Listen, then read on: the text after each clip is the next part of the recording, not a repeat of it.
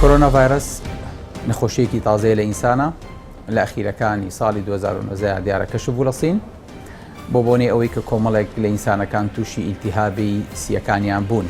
زۆر کوشندە نییە، زۆر ترسناک نییە، زۆر تەوقعی خراپەی لە ناکرێ و الحەمدولیلا زۆربەی ئەوانەی کە تووشیش بوون چابوونەتەوە.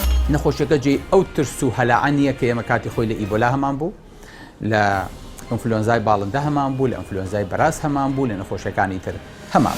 یەکەم شت ئەوەیە کە پاک و خاوێنی ڕاگرین، بەردەوام دەممان شێدار بێ، بەردەوام دەستنوێژمان گرت بێ، بەردەوام ئەو شوێنانەی کە بەرهەوا ئەکەون لە دەست و هەتاوەکو مەچەک و هەتاوەکو دەموچاو ئەمانە شۆرابن.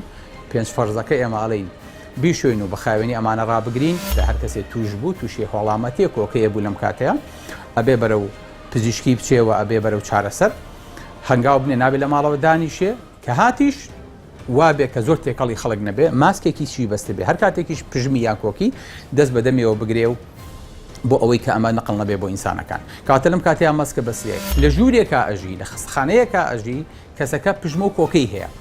ئەو کەسەی کە پژمە و کۆکەکەی نییە ئەکرێ ماسک بەستێ بۆ ئەوەی کە پارێزراو بێتەوە. ئەژنا هیچ شتێکی عیلمی نییە، هیچ بەحسێکی عیلمی نییە بیسەلمێنێ کە ماسک ئینسانەکانە پارێزێ. بۆیە زۆر خۆتانی پێوەش پرزەمەکەن. ئەگەر وەبا، تاعون، نەخۆشی، پەتا لە وڵاتێکا بڵاو بووە بۆی مەچۆ، ئەگەر لە شوێنێکی شا بووین نەخۆشیەکە ڕووی تێکرد لێ ڕامەکە، نایکەین بە ترس و شار چۆڵ ناکەین و کێشەیەکی گەورە بۆ خۆمان دروست ناکەین و وابزانین ئیترەمە کۆتایی دنیاە. نانە شتێکی زۆر زۆر بەسیط الحەمدولیلا بە بەڵگەی تا ئیستاکەنە مناڵێک لە خوار 89 ساڵیە بەم نەخۆشیە نەمردووە.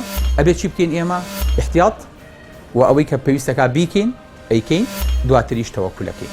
پشمان قایمە، ئەزانین بە بێویستی خوای گەورە شتێک نابێ، ئەجەل نایەتە پێش، دوا ناکەوێت.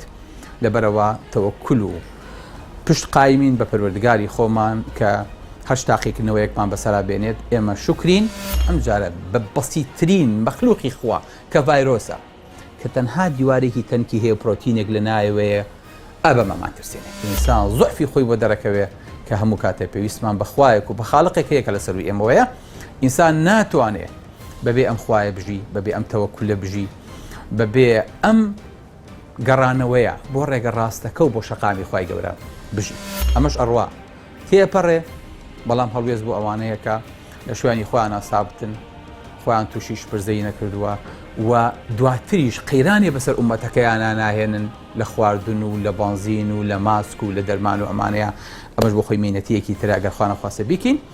ئێمە یەکەم کەسی وەکو ستافی طبی کە مەعەڕەزین بۆ ئەم نەخۆشیە لەگەڵی شتانە ئابین الحەمدولیلا لە شوێنەکانی خۆمانە، لە عایادەمانە، لە خستخانەمانە دەوامی خۆمانەکەین، زۆریش بەلامانەوە ئاساییە. ئەستەن ئەوەی کە بە مێشکمانە نایەت ئەوەیە کە خوا نەخواسە ڕۆژە لە ڕۆژان تووشێم نەخۆشیە بین و ئەستەن هەر کەسێکیش بێتە عایادەکەی برای خۆتان ماسکی پێوە بێ، ماسکەکەی لێ ئەەکەمەوە.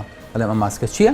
چکە بەڕاستی ئەمە لەوەچێ جۆرێک لە ترس و جۆرێک لە قەلەقی بۆ بەرامبەرەکە و دروستکێک کە هیچ معنایەکی طبی و علمیشی نییە. خۆشەویستەکانم.